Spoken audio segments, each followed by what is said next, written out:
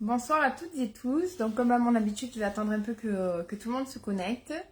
Je vais présenter un petit peu le live de ce soir. Donc, le live de ce soir, c'est en gros la solitude subie vs la solitude qui épanouit. C'est un vaste sujet. Je sais que c'est un sujet assez douloureux. Super, je crois que je vais avoir les commentaires ce soir parce qu'il y a marqué les commentaires apparaîtront ici. Donc je suis contente parce que j'ai réussi à modifier les paramètres pour pouvoir avoir les commentaires dans la conversation. Donc j'étais en train de dire déjà bonsoir et bienvenue à ceux qui rejoignent le live. Et j'étais en train un peu de présenter le sujet de ce soir, qui était la solitude subie et la solitude qui épanouit et comment on passe de l'une à l'autre. Voilà, c'est ce qu'on va voir ce soir pendant le live. Alors du coup, je vais encore un peu comme d'habitude parler pendant un bon petit moment. Bonsoir. Voilà, je vais parler. Coucou Séverine. Ah, trop bien, je vois que vous êtes nombreux, ça me fait plaisir. Voilà, du coup, en fait, je disais, c'est un sujet un peu douloureux parce que c'est vrai que quand on fonctionne en dépendance affective, on a tendance comment dire, à beaucoup stigmatiser cette solitude, à vraiment pas l'apprécier, et c'est pas forcément productif parce que ça nous enferme dans quelque chose. Coucou Stéphanie. Voilà, donc du coup, alors juste pour l'info, je vais beaucoup parler. Si jamais vous avez des questions pendant que je suis en train d'exposer en fait le sujet, n'hésitez pas à vous noter les questions sur le côté. Et puis à la fin, je réserverai un petit temps justement pour y répondre, pour qu'on puisse faire un petit échange ensemble. Voilà, s'il y a des choses qui sont pas claires ou s'il y a des choses qui vous interpellent, voilà, n'hésitez pas à tout vous mettre à côté sur une feuille et puis à m'en parler à la fin du live. Voilà. Je suis contente de vous retrouver. Je sais même pas si j'ai passé une semaine ou 2 semaines sans faire de live, mais en tout cas, voilà, c'est un sujet d'un coup qui m'est venu ces derniers temps parce que c'est vrai que c'est un sujet hyper lié à la dépendance affective et que si en fait on n'apprend pas à faire un switch, c'est très compliqué de pouvoir lâcher prise par rapport aux relations, par rapport aux toxicités. Coucou Sandrine, coucou Cécilia. Bon, je vois que tout le monde est présent, c'est chouette. En tout cas, il y a plein de personnes présentes et ça me fait chaud au cœur que vous veniez voir. Bonsoir Val. Voilà, que vous veniez au live. Voilà. Donc alors il y a des choses, je préfère vous dire en amont, qui vont peut-être pas plaire à tout le monde, mais en réalité en tant que coach, je suis pas là, si vous voulez, pour aller dans le sens de certaines choses, mais pour vous aider justement à avancer, à déconstruire des croyances et aussi à vous aider à être plus autonome. Voilà, je vais vous parler un peu des choses au fur et à mesure. J'ai toujours mes petits papiers, voilà, parce que je me fais mes petites notes pour suivre et pour pas oublier quelque chose, parce que je trouve ça important que ce soit le plus exhaustif possible, même si ça peut jamais l'être. Voilà, mais bon, comme on dit, il vaut mieux fait que parfait. Voilà, donc allez, je me lance. La solitude subie, je parle d'une solitude suite à une rupture par rapport à laquelle on a été quitté et que on n'a pas vraiment choisi. Ou bien d'une solitude aussi par rapport à laquelle en fait on a eu un couple où c'est nous peut-être qui avons quitté la personne, mais finalement un peu à contre-cœur par rapport à ce qu'on peut ressentir à l'intérieur de soi. Voilà, donc ça c'est pour un peu clarifier la solitude. Sauf qu'en réalité, la solitude subie, c'est uniquement lié à un sentiment parce qu'il y a des gens qui vivent seuls ou qui sont célibataires et qui vivent très bien leur solitude parce qu'ils s'épanouissent dans autre chose. Donc on voit bien déjà là que c'est vraiment comment moi je perçois cette solitude et pas forcément que c'est triste la solitude, Enfin voilà, déjà il y a une différence à faire entre la solitude et le célibat. Parce que en fait, dans notre esprit, être célibataire, c'est être seul. Mais en réalité, c'est pas du tout le cas. Parce que on peut être super bien entouré. Je vais vous donner l'exemple de quelqu'un quand j'étais infirmière. Pendant 15 ans, j'ai eu la chance de soigner une personne. Ah coucou Caroline, une personne qui s'appelait Marie, je dis qui s'appelait parce qu'aujourd'hui elle est décédée. Et en fait, c'est la première personne en France à avoir eu une ablation du sein, parce qu'elle a eu son cancer du sein à 18 ans. Et donc à l'époque, il n'y avait pas tous les traitements comme on a aujourd'hui. Et Marie, c'est quelqu'un qui n'a jamais eu de compagnon. Et moi à l'époque, bon, ben, j'étais pas encore coach, j'avais pas encore bossé sur moi et tout ça. Et puis je lui dis, mais alors Marie, comment vous avez nourri votre vie, quoi? Enfin, comment vous avez fait? Vous étiez où en vacances, etc. Et en fait, elle m'expliquait que elle avait fait sa vie, elle refusait en fait qu'un homme la voie en fait sans un morceau de sa poitrine. Et que du coup, bah, elle avait fait le choix de. Elle m'a dit, je partais en vacances avec mes copines. Moi, elle était infirmière en fait, comme moi à l'époque. Et puis elle m'a dit, bah, j'ai été infirmière, j'ai adoré mon travail, j'ai donné aux gens, voilà. Donc elle s'est nourrie en fait comme ça, et c'est une dame qui est morte âgée et ben, en étant bien, quoi, voilà. Donc voilà, c'était pour vous donner un petit exemple voilà, de la différence entre être célibataire et se sentir seule, parce qu'au final elle m'expliquait qu'elle elle s'était jamais sentie seule, voilà. Du coup, je vais vous parler donc ce soir un peu des croyances à déconstruire, aussi de la tolérance à avoir vis-à-vis de soi-même, et donner éventuellement quelques conseils. Je vais vous parler aussi, là je vais vraiment parler au début de la solitude subie, et après, et comment on bascule à la solitude qui va vous épanouir plus, qui va être plus productif pour vous. Mais après, je vais vous expliquer le sens que moi, par rapport à ma vie personnelle de dépendance affective, j'ai donné en fait à ces moments où je me suis retrouvée seule malgré moi, et comment ça évolue en fonction de ce qu'on travaille pendant ces périodes de solitude. Alors je vais pas faire l'apologie du tout de être seul c'est trop bien, faut être seul tout le temps et tout ça. Non, c'est pas le cas, parce que en fait dans nos besoins on est quand même des êtres interdépendants. Donc on a besoin d'une vie sociale, on a besoin du contact avec les autres. Voilà, je pense que pour la plupart d'entre nous, c'est sympa d'avoir une relation amoureuse dans sa vie, une relation sentimentale. Mais ces moments de solitude ne sont pas anodins, ils n'arrivent pas dans notre vie de façon anodine. Voilà. Donc voilà. Donc déjà, la première croyance qui est liée à la solitude qu'on subit, c'est la croyance que je manque de quelque chose quand je n'ai pas quelqu'un dans ma vie. Donc déjà, est-ce que quelqu'un est déjà mort en tant qu'adulte parce qu'il n'avait pas quelqu'un, un amoureux, une amoureuse dans sa vie? Donc déjà, vous voyez, on pense qu'on manque, qu'on est dans le manque de l'autre, etc. Mais la réalité, c'est qu'on ne manque de rien, puisqu'on ne va pas mourir parce que l'autre est parti ou parce qu'on s'est séparés. Donc déjà, voilà, il faut faire diminuer cette pression sur le fait que l'autre soit parti ou que l'autre ne soit plus là. Parce que au final, on a tout à l'intérieur de soi, on a tout là, on a tout matos pour réussir à se sortir en fait de cette peur de la solitude et de ce vide, on va dire, qu'a créé la relation en nous. Voilà. Donc déjà, ça c'est la première croyance.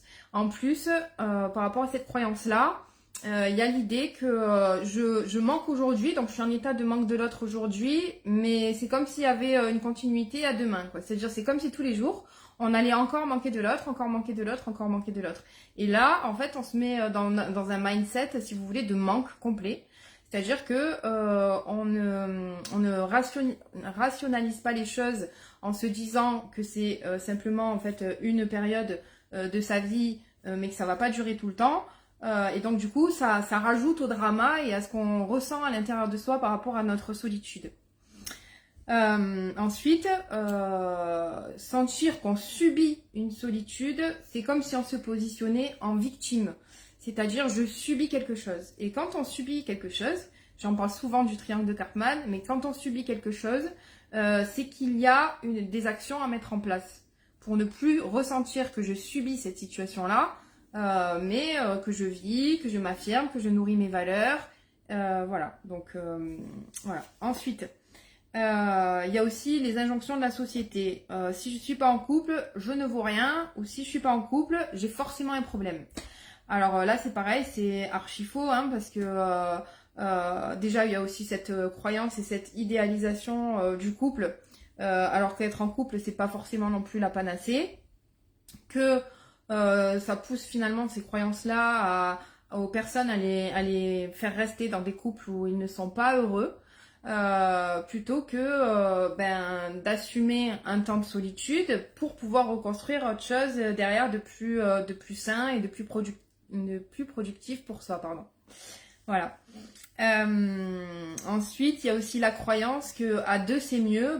C'est un peu ce que je viens de vous expliquer, c'est que non, à deux c'est pas forcément mieux, parce que quand on a un degré de souffrance extrême dans une relation, ou bien que l'autre porte un masque pour nous faire croire qu'il nous aime ou pour nous faire croire qu'il est bien avec nous en relation, etc. Non, en fait, c'est pas mieux parce qu'on n'a pas du tout une vie alignée, que ce soit vis-à-vis de l'autre ou que ce soit vis-à-vis de nous-mêmes et de nos réelles envies de se sentir réellement aimé. Voilà. Ensuite, ce qu'on a tendance à faire comme erreur dans cette solitude subie, c'est que du coup, qu'est-ce qui se passe? On a des ruminations, on va repenser à l'autre, etc. Et puis, qu'est-ce qu'on fait? C'est qu'on oublie les mauvais moments. C'est-à-dire que, par exemple, imaginons que vous avez fait une rando avec votre ex, vous avez atterri au sommet de la montagne, vous avez vu un super coucher de soleil et tout, vous allez repenser à ce moment-là. Sauf que ce que vous avez oublié, c'est les 10 kilomètres qu'il vous a fait vivre, où il était 3 kilomètres devant vous, qu'il vous attendait pas, il vous a dit que vous faisiez que vous plaindre, enfin voilà. Ce que je veux dire, c'est qu'il faut replacer en fait aussi ces bons moments dans une globalité de choses. C'est-à-dire que souvent, on a tendance à avoir une forme de déni par rapport à ce qui s'est passé auparavant. On a tendance à zapper tout ce que l'autre nous a fait de mauvais et tout ce que l'autre nous a fait de mal pour nous, ou d'irrespectueux, etc. C'est un peu le cerveau qui est constitué comme ça, mais si vous voulez, ce qui peut vous aider aussi à désacraliser ces moments, c'est de repenser en fait aux petits détails. Vous êtes parti en vacances en Italie, mais quand même à un moment donné au resto vous êtes engueulé. Vous êtes parti en vacances en Espagne, mais tous les soirs il vous faisait une scène parce que vous vouliez pas aller promener sur le port parce que vous étiez fatigué. Voilà, c'est des choses anodines qui passent à l'as dans nos pensées, hein, du coup après la rupture, mais qui ne sont pas anodines du tout. Et d'ailleurs souvent, je dis beaucoup à mes clients que le diable est dans les détails. Voilà. Ensuite, donc on a tendance aussi dans ces moments de solitude subie à focaliser sur nos ruminations, sur nos pensées obsessionnelles.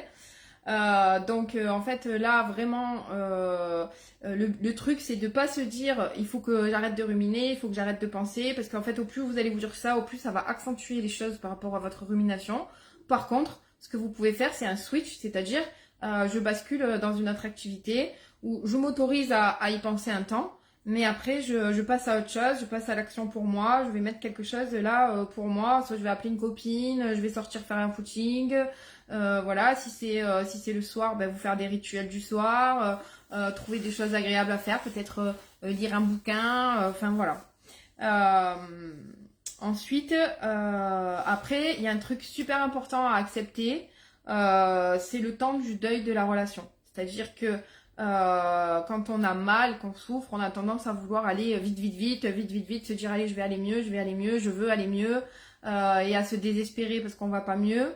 Là, il faut accepter que parfois on va faire 3 pas en avant, on va faire 2 pas en arrière, mais on a toujours quand même avancé d'un pas. Et que faire le deuil d'une relation, ça prend pas 2 minutes.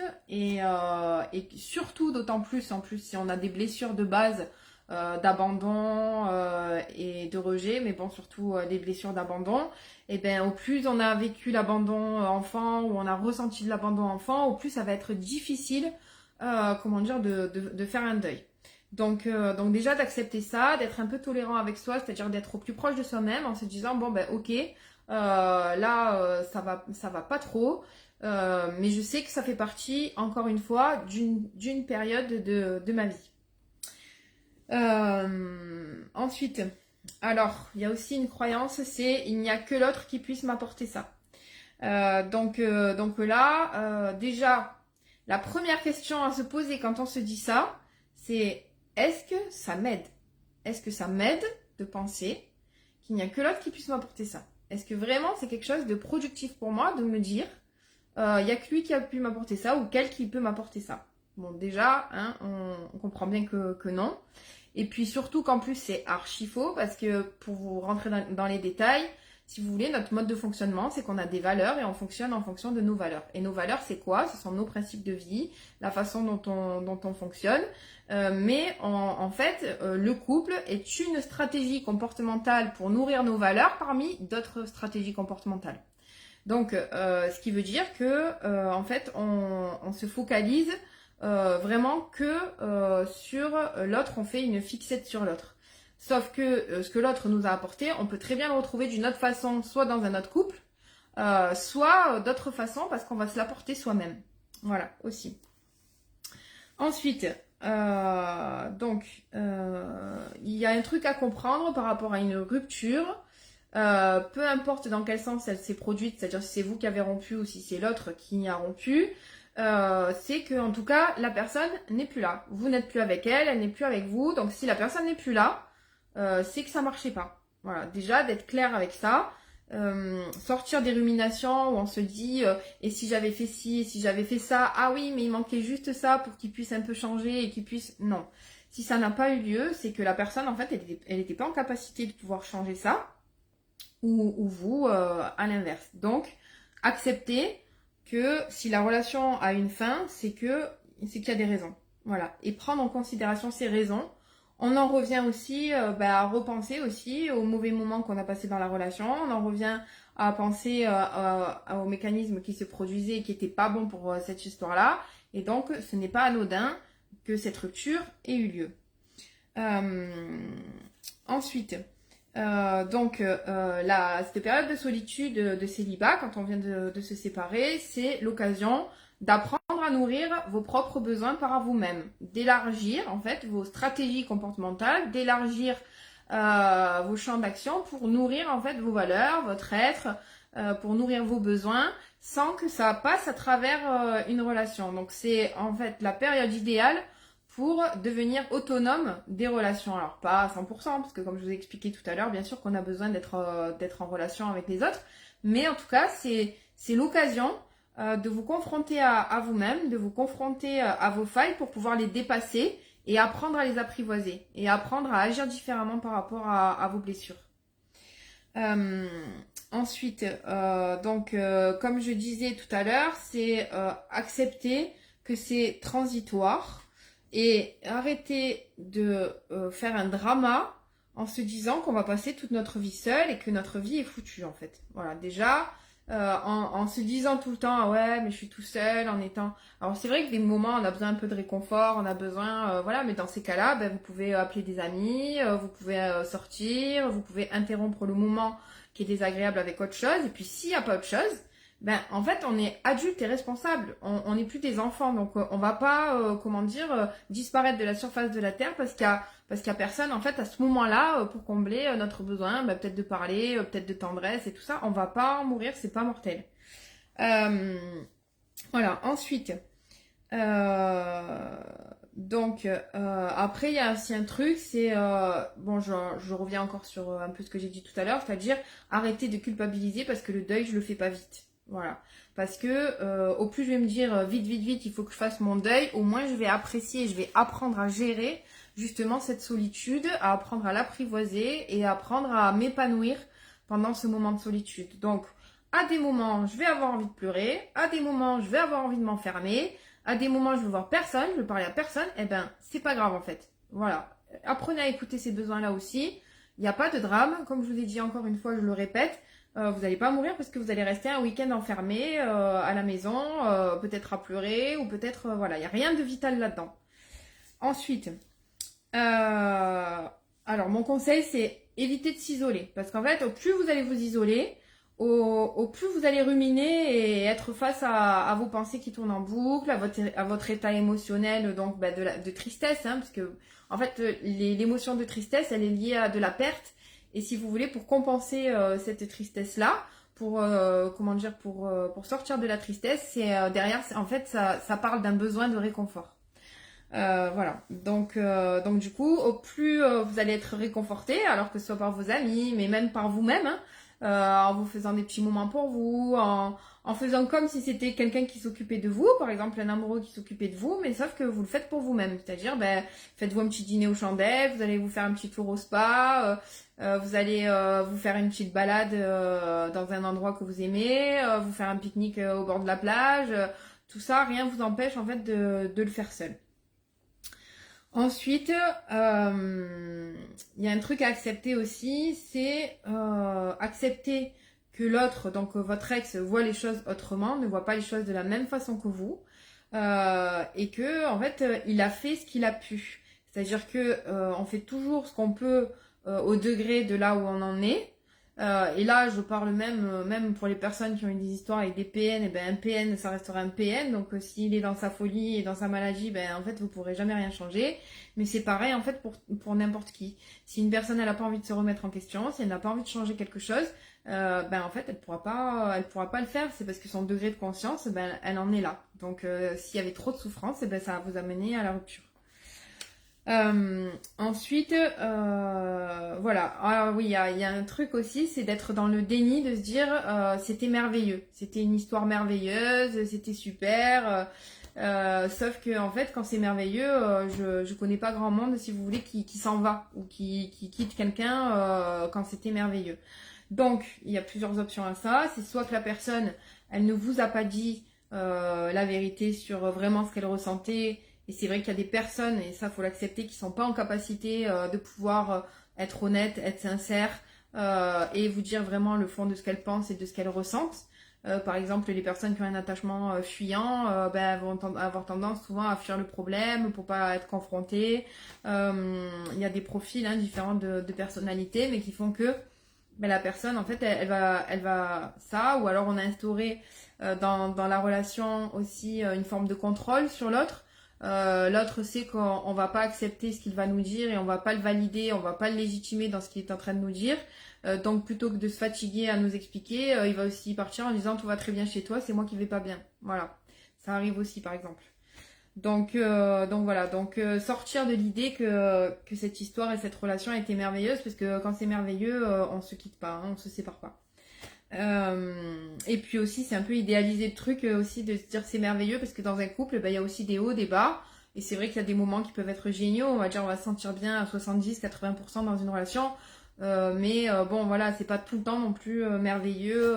Et puis, au plus le temps passe, et puis, comment dire, au plus les choses se stabilisent au niveau émotionnel. Voilà. Ensuite, donc il faut cultiver une vie un peu appétissante pour vous. Si ce qui vous manque, par exemple, parce qu'on peut confondre aussi la solitude avec le manque d'intensité, parce que si c'est vraiment l'intensité qui nous manque, quelque part, on reprend le pouvoir de ce qu'on met pas dans notre vie et on remet de l'intensité dans notre vie par petits pas, petit à petit. À chaque fois qu'on se relève, allez, tiens, j'ai envie de tester ça, j'ai envie de faire un nouveau truc, voilà, on se lance petit à petit dans quelque chose dans des choses, le fait de vivre des choses plus intenses, je sais pas moi, aller à un grand concert, aller sauter dans le vide au saut à l'élastique, faire un saut en parachute. Mais si vous avez besoin d'intensité, remettez-la vous-même dans votre vie, cette intensité-là, sans attendre que ça passe par le fait d'être dans une relation avec l'autre. Ensuite, ah oui, il y a aussi l'espoir. Il y a aussi l'espoir qui est, comment dire, un frein à apprendre à s'épanouir, parce que quand on continue à espérer, on s'empêche de faire le deuil, parce que on se raccroche au fait que peut-être l'autre va revenir. Et ah, Sophia, Sophia, c'est une de mes anciennes clientes. C'est bien Sophia, c'est cool. Et Sophia, elle a remis plein de choses justement dans sa vie. Et donc du coup, voilà, l'espoir en fait, ça fait pas vivre. L'espoir, ça vous détruit à petit feu de l'intérieur. Et au plus vous allez espérer, au plus vous ralentissez le fait de pouvoir faire le deuil de votre relation. Parce que quand bien même l'autre reviendrait, écoutez, il revient. Mais si vous attendez qu'il revienne, en fait, vous vous bloquez dans vos étapes du deuil de la relation. Ensuite, alors il y a une petite idée qu'on peut avoir, c'est d'avoir une relation pansement. Alors moi, honnêtement, je suis ni pour ni contre une relation pansement. Je pense que la relation pansement, bah, si vraiment on en ressent le besoin, ben j'ai envie de dire pourquoi pas, parce que ça veut dire que à ce jour, la solitude, c'est trop difficile de travailler sur ça, c'est trop difficile d'être face à ses failles, etc. Donc j'ai envie de dire pourquoi pas. D'un autre côté, ce qu'il faut savoir, c'est que ben, les relations pansement, là où les relations pansement, et tant qu'on n'a pas pris le temps de se retrouver face à soi-même, en soli... Ah, trop bien. Merci Sophia. Tant qu'on n'a pas pris le temps, si tu veux, si vous voulez, d'être face à soi-même et de nourrir sa solitude par soi-même, qu'on n'a pas pris le temps d'apprendre à l'apprivoiser, à l'enrichir, à la nourrir, etc. Et ben si vous voulez, c'est ce qu'on reporte déjà. Déjà, on va reporter notre dépendance affective, encore cet enjeu qu'on met dans la relation, on va le reporter dans notre prochain couple déjà. Et puis de deux, ça veut dire aussi que on n'a pas pris toute la mesure de ce qui s'était passé auparavant dans notre précédente relation et tout ce qu'on n'a pas bossé sur soi. Donc en fait, si vous voulez, on remet en faisant ça, on remet tous les ingrédients qu'on n'a pas travaillé, qu'on n'a pas, comment dire, conscientisé, qu'on n'a pas apprivoisé, etc. dans notre nouvelle relation. Donc si vous voulez, ça fait que en fait juste sauter d'étape en étape le moment où ben il va falloir bosser sur soi vraiment pour devenir plus autonome et tout ça, mais ça je vous en parlerai après. Voilà. Ensuite, donc oui, j'avais écrit donc désacraliser donc la relation de couple. Hein, il n'y a pas de danger à être célibataire, on risque rien.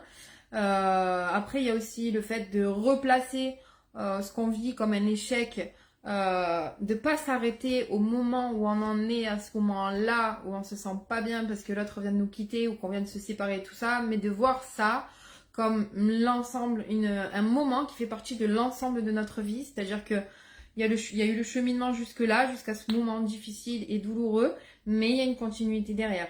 Ça va pas. En fait, dans la vie, c'est une phrase que j'aime beaucoup dire parce que c'est une phrase que j'ai apprise moi et qui m'a fait beaucoup de bien quand je suis devenue coach par mon formateur.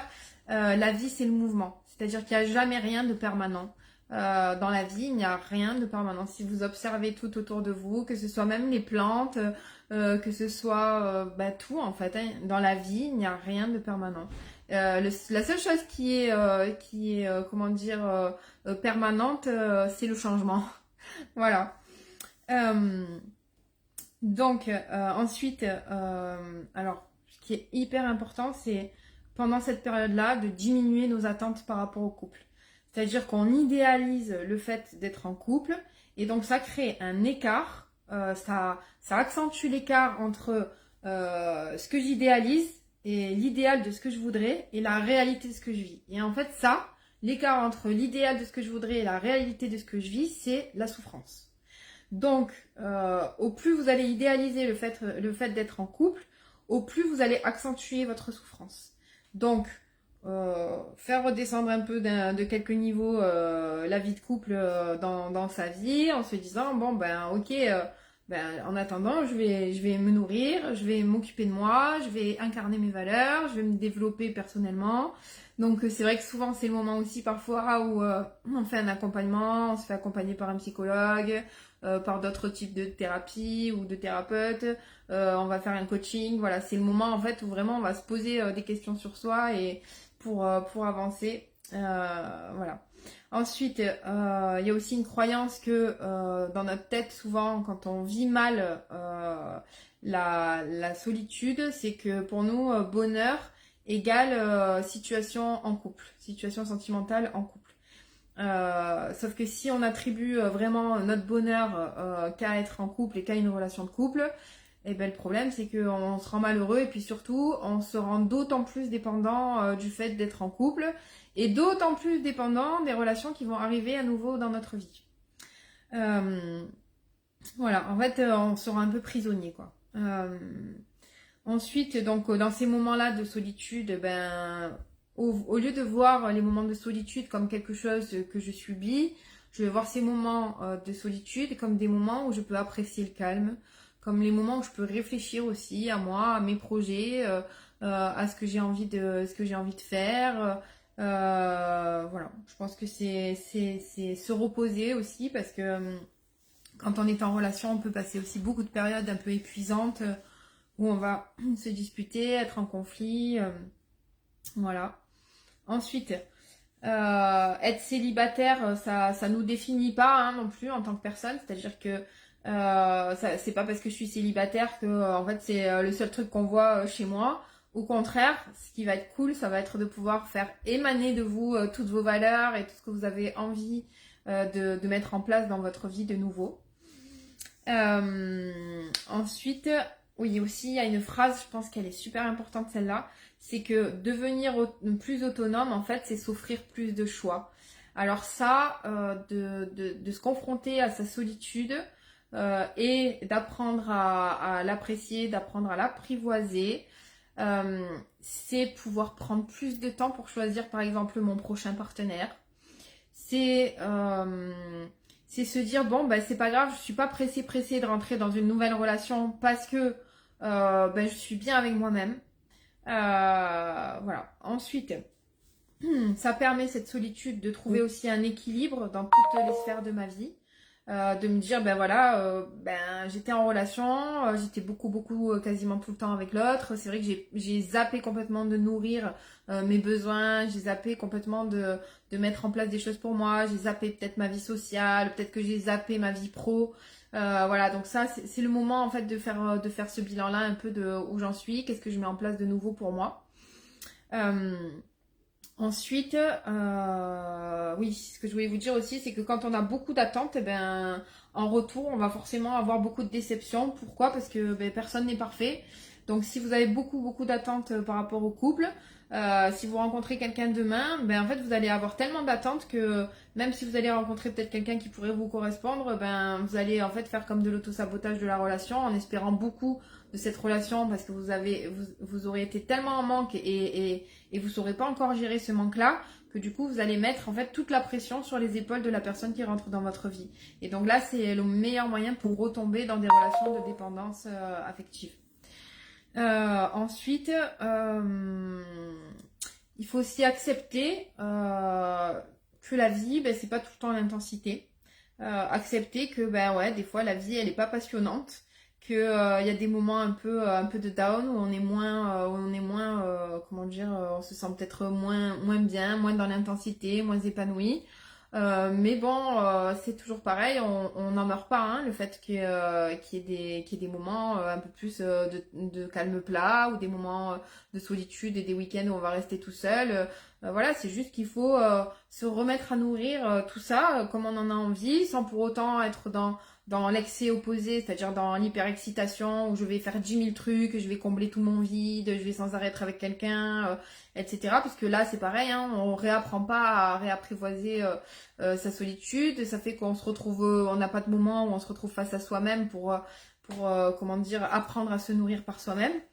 Voilà. Donc, je vais vous parler donc de quel sens, pour moi, en tout cas, ont ou à ces périodes de solitude. Déjà, je vais faire une petite pause dans mon monologue. Est-ce que vous avez des questions à poser? Qu'est-ce que vous pensez déjà un petit peu des pistes que je vous ai données, de ce que je vous ai dit? Est-ce qu'il y a des choses qui vous parlent? Voilà. En attendant que vous mettiez un peu vos commentaires, moi je vais boire un petit verre d'eau.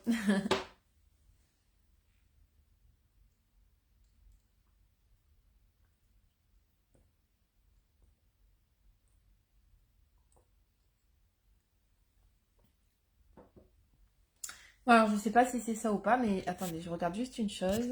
Tac. Hop.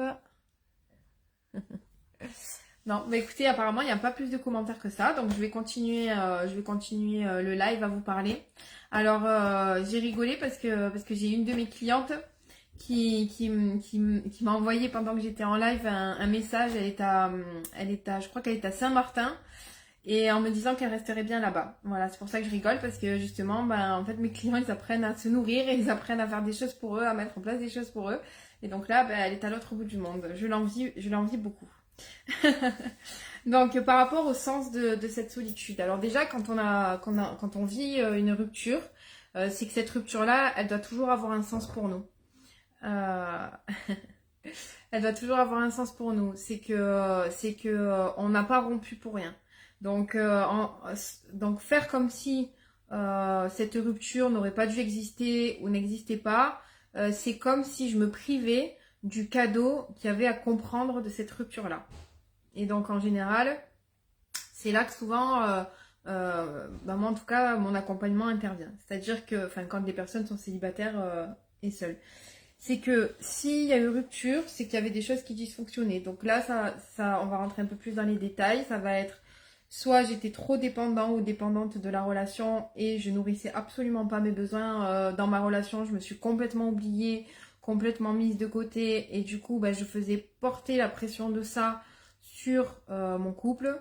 Soit dans cette relation, j'ai préféré la garder au détriment d'incarner correctement mes valeurs et d'être alignée à mes valeurs, mais à un moment, ça a été trop, comment dire, trop de différence de valeurs a fait exploser le couple.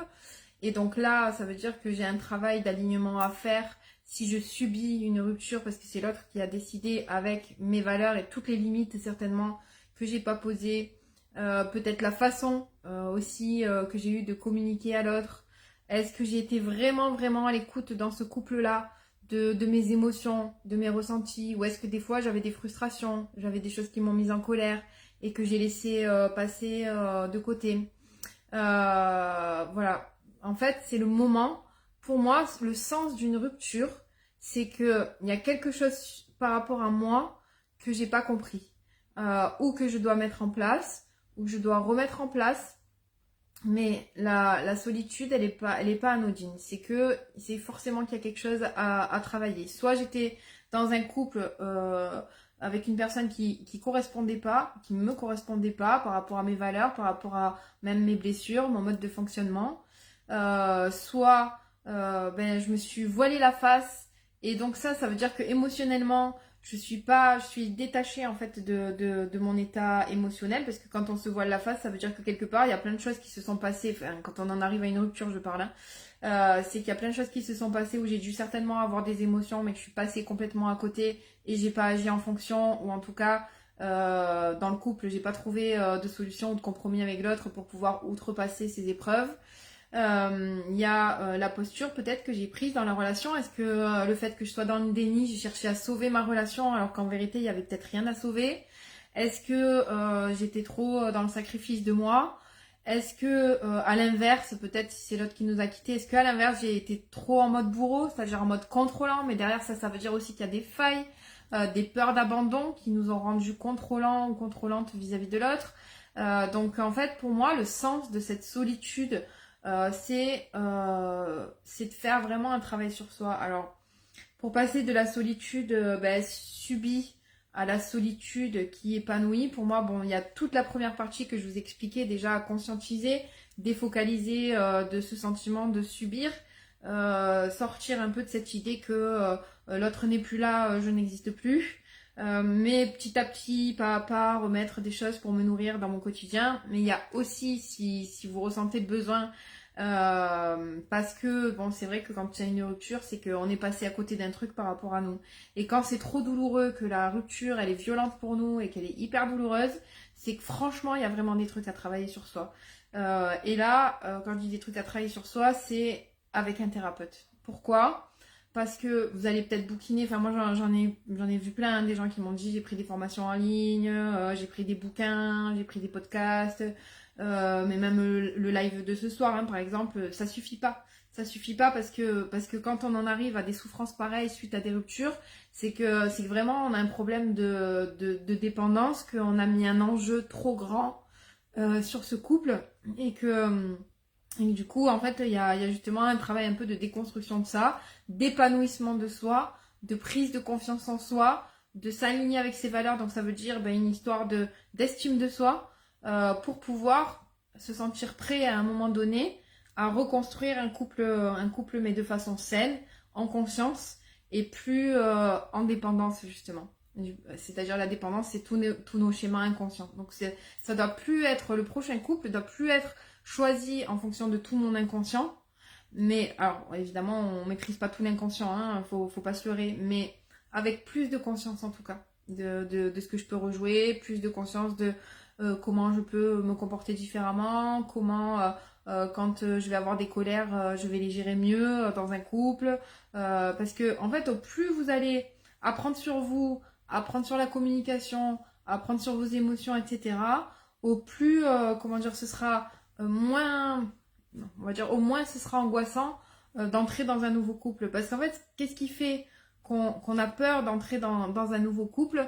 C'est justement ce manque de travail sur soi. C'est-à-dire qu'on n'a rien compris. On s'est pris ça dans la tronche, cette rupture, on s'est pris dans la figure. Et on n'a pas réussi à en faire quelque chose et on n'a toujours pas compris en fait le pourquoi du comment. Et donc, qu'est-ce qu'on fait? Ben, on se trimballe avec nos bagages d'histoire en histoire et ça continue. Et tant qu'on n'a pas appris à être au plus près de soi-même, qu'on n'a pas appris à devenir plus autonome, ben en fait, on se refout sans arrêt dans la même histoire et dans les mêmes mécanismes. Voilà. Et même des fois, quand on a déjà travaillé, parce que moi j'ai des personnes par exemple qui ont eu des relations avec un pervers narcissique, qui derrière ont eu une relation toxique sans pour autant que ce soit un pervers narcissique. On peut se dire c'est un peu mieux, mais s'il y a quand même encore une rupture après, ça veut dire que bah, peut-être que le travail n'est pas encore achevé. Voilà, parce que ça veut dire que il y a un souci par rapport à qui on a choisi à nouveau dans notre vie, il y a un problème par rapport au positionnement qu'on a pu avoir dans la relation encore.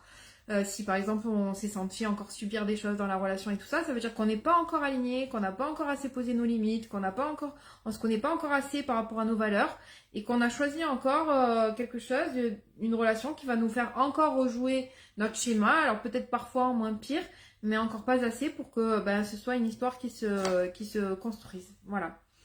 Donc voilà, moi c'est ça le sens que je donne à une solitude qu'on subit au départ, c'est que forcément on se retrouve là à ce moment-là parce que on a certainement des choses à conscientiser, on a de l'autonomie à acquérir et que comment dire, pour plus sentir qu'on subit ça, il y a vraiment de l'autonomie à avoir plus. Parce que on a plus peur en fait on a plus peur d'une rupture. Bien sûr qu'une rupture en fait elle va quand même nous causer de la douleur. Quand on se sépare, c'est toujours douloureux et puis c'est toujours triste parce qu'il y a toujours une perte.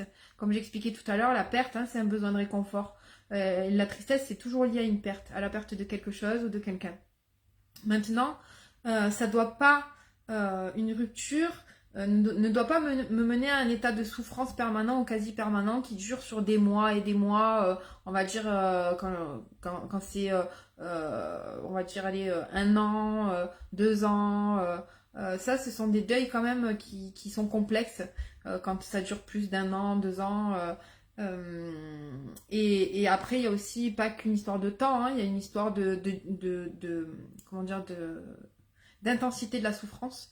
Parce que si on s'est autonomisé, qu'on a appris à prendre soin de soi, etc., on va se dire bon ben ok c'est terminé, je comprends pourquoi, c'est sûr qu'on n'était pas fait pour être ensemble, mais bon voilà je vais revenir à moi, je vais m'occuper à nouveau de moi, peut-être que je rencontrerai quelqu'un qui correspondra peut-être plus à mes valeurs, etc. Mais on est moins, comment dire, dans un état où on le vit comme un drame cette rupture-là. Et puis voilà. Et alors, je vais faire une petite particularité quand même, parce que je suis spécialisée aussi dans les relations toxiques. C'est que si on se sépare de quelqu'un qui a eu un fonctionnement toxique avec nous, d'autant plus ça veut dire que on n'a pas été à l'écoute de soi-même, les limites on les a pas posées, etc. C'est en fait quand on a eu une relation toxique, au lieu de se dire je vais blâmer l'autre parce que c'est l'autre qui a fonctionné de façon toxique avec moi, il a abusé de moi dans la relation, etc. C'est comprendre qu'en miroir, nous, en tant qu'adultes responsables, on a accepté les choses en fait. Et que ça veut dire que si l'autre a pu avoir l'occasion d'abuser de nous de quelque façon que ce soit, eh bien, c'est que nous, on n'a pas encore assez bossé sur la confiance en nous, sur l'estime de nous, parce que sinon, les limites, en fait, on les aurait posées. Donc, ça veut dire encore à nouveau qu'il y a un travail à faire sur tout ça et apprendre dans un quotidien à le faire. Et parce qu'il y a des personnes aussi qui me disent ah, mais tu sais, Audrey, moi, je dépose mes limites. Ouais, sauf qu'elles les posent un peu trop tard, elles ont tendance à attendre longtemps. D'avoir les émotions qui restent jusqu'au moment où en fait elles explosent. C'est sûr que les personnes du coup elles posent les limites, mais oups, trop tard. Donc ça crée en fait aussi une difficulté à construire le lien, à construire une relation saine, etc. Donc il y a du boulot à faire sur soi. Voilà, est-ce que ça vous a parlé du coup ce que je vous ai dit ou pas? Je vais vous laisser un petit peu du coup l'espace libre pour pouvoir me poser vos questions, pour pouvoir me faire vos partages. Voilà, je vous écoute un peu, j'arrête de parler. Je me repose et puis j'attends vos commentaires.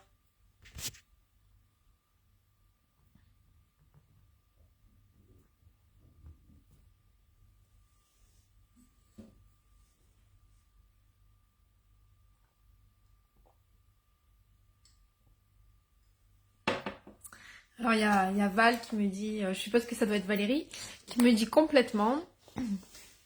Et ouais, ben en fait, il y a pas de secret, cette solitude qu'on subit, hein, tant qu'on la subit, la vérité c'est que tant qu'on sent qu'on l'a subit, ça veut dire qu'on a des trucs à bosser. Et le problème c'est que si on ne bosse pas sur ça, le fait que justement ben on sent qu'on l'a subi, ça veut dire qu'on va remettre toute la dépendance dans la nouvelle relation qu'on va rencontrer. D'ailleurs, je pense que je vais faire mon prochain live. Je pense que je le ferai sur le bunker émotionnel, c'est-à-dire le moment où on veut plus du tout de relation parce qu'on a trop peur de repartir dans une nouvelle relation. Alors, Caro, qu'est-ce que tu me dis? Caro, c'est aussi une ancienne cliente à moi. La solitude, c'est vraiment un état d'esprit. Maintenant que je suis seule, je me sens beaucoup moins seule que lorsque j'étais en couple. Eh oui, Caro, ça c'est quand le travail est fait. Bon, j'espère que tu vas bien, hein. Caroline, elle a terminé l'accompagnement depuis plusieurs mois et apparemment, ça a l'air d'aller.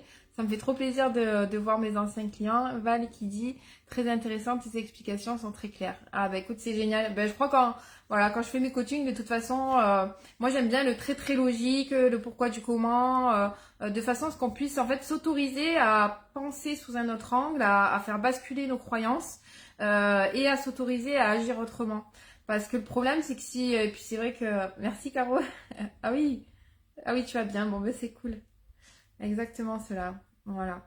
Parce qu'en fait, si vous voulez, le truc, c'est que ben, en tant que coach ou en tant que thérapeute, si on va dans le sens des croyances, bien sûr qu'on peut avoir de l'empathie hein, pour les personnes. Moi, j'ai de l'empathie pour quand mes clients ils souffrent et qui vont pas bien. Bien sûr que déjà, j'ai envie d'écouter la petite fille ou le petit garçon en eux bah, qui pleure parce qu'il est triste et parce qu'il se sent seul. Et d'ailleurs, ben, c'est un peu un des conseils que je donnais, hein, c'est-à-dire accepter aussi. C'est pas grave en fait, si vous pleurez, tout ça, faut l'accepter, faut le traverser. Maintenant, le seul truc, c'est qu'il faut pas se focaliser là-dessus parce que si vous focalisez sur le manque, sur la perte, etc., ben, en fait, il va pas trop en ressortir grand-chose de productif. Et dans une rupture, on a toujours plein de cadeaux à apprendre de soi. Moi, le jour où j'ai compris ça, où j'ai compris qu'en fait, avec ma dépendance affective, quand j'enchaînais les relations comme ça, tout allait toujours bien. J'ai passé, je pense, 30 ans de ma vie, 35 ans de ma vie, tout allait toujours bien.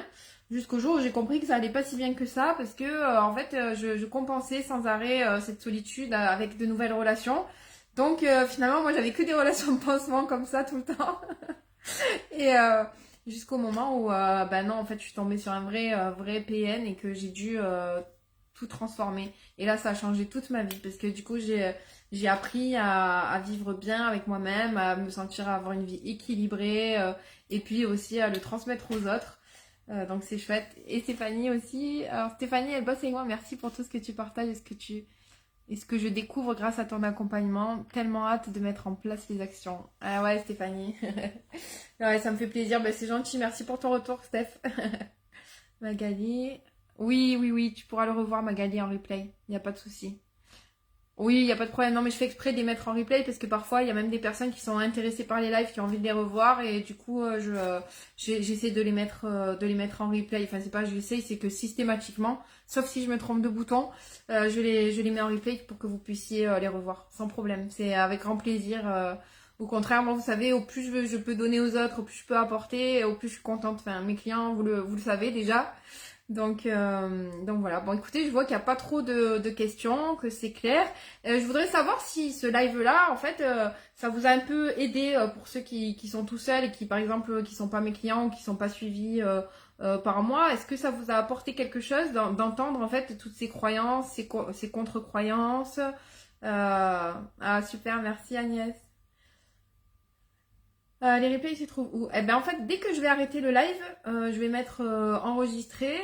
Tu vois, je vais mettre que, en fait, il m'efface pas le live. Et normalement, en fait, c'est en se reconnectant sur le groupe. Mais t'inquiète pas, c'est pas grave parce que souvent, le lendemain du live, je refais une publication où, en fait, comment dire, je remets, en fait, le live. En fait, les lives, souvent, ce que je fais, c'est que, ne vous inquiétez pas, on voit pas vos noms, prénoms, etc. hein, mais je les extrais de Facebook. Et en fait, je les mets sur YouTube et je les repartage le lendemain avec le lien. Donc voilà, dès l'instant où on est aligné, le toxique ne se présentera plus devant nous. Il se présente, on le détectera de suite. Et oui, c'est exactement ça. C'est exactement ça, Sylvie. C'est que au plus tu es aligné avec toi-même, au moins les relations toxiques peuvent entrer dans ta vie. Mais du coup, ah merci Arnaud, sympa. Et voilà, et donc ce que je ferai du coup, je pense que honnêtement le prochain live, j'ai vraiment très très très envie de le faire sur le bunker émotionnel, c'est-à-dire la peur qu'on a quand on est entre deux relations, qu'on a eu des relations toxiques et qu'on a peur de se relancer dans une nouvelle relation. Voilà, je pense que je vous parlerai de ça, de tout ce qu'il y a à travailler par rapport à ça. Et voilà. Alors, Marine qui me dit, quand ce sont les enfants qui nous empêchent de sortir d'une relation et qui nous font culpabiliser, ce n'est pas toujours évident. Ben, du coup, ça dépend si c'est des enfants petits ou si c'est des enfants grands, parce que en fait, quand les enfants sont adultes, ben, en fait, chacun ses responsabilités, c'est-à-dire que en gros, ben, tes enfants, ils auront leur responsabilité de gérer leur couple, et puis toi, la tienne, de gérer le tien. Mais en fait, les enfants, quand ils sont adultes, n'ont pas à intervenir là-dedans. Après, les enfants n'ont pas empêché leurs parents. Les rôles doivent pas être inversés entre les parents et les enfants. C'est-à-dire que c'est aux parents qui est adulte de prendre sa décision et de prendre ses responsabilités et de se séparer si c'est nécessaire. Voilà.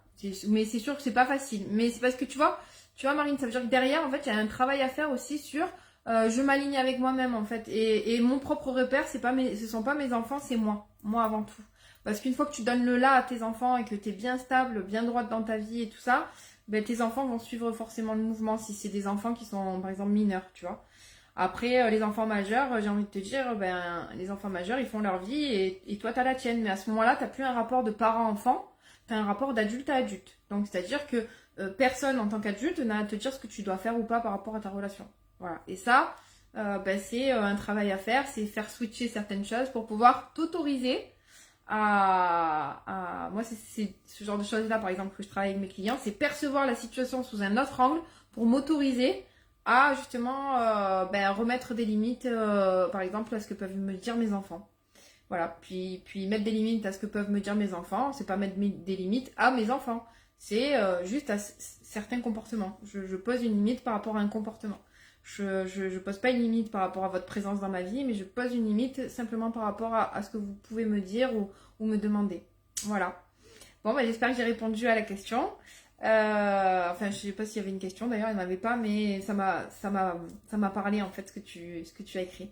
Bon, bah, je vous souhaite une très très belle soirée à tous. J'espère que ça vous aura un peu apporté. Voilà, je sais pas trop. C'est vrai que par rapport à mes lives, je sais pas trop. Tant que j'ai pas trop de retours, je sais pas si ça vous plaît ou pas. Mais j'ai vu qu'il y avait quelques commentaires apparemment. Merci Sylvie. Bon, ben, je vous souhaite une très belle soirée. Prenez soin de vous. Et puis quand je crée le prochain live, eh ben, je vous préviendrai comme j'ai fait là sur le groupe. Et puis voilà. Et pour ceux et celles qui se sentent pas très bien ou qui veulent prendre un rendez-vous avec moi, sachez que mes rendez-vous ils sont offerts. Donc si vous voulez faire un petit bilan sans engagement de rien du tout, etc. Parce que c'est pas ma façon de fonctionner, ben n'hésitez pas. Voilà. Je vous souhaite une très belle soirée. Au revoir. À bientôt.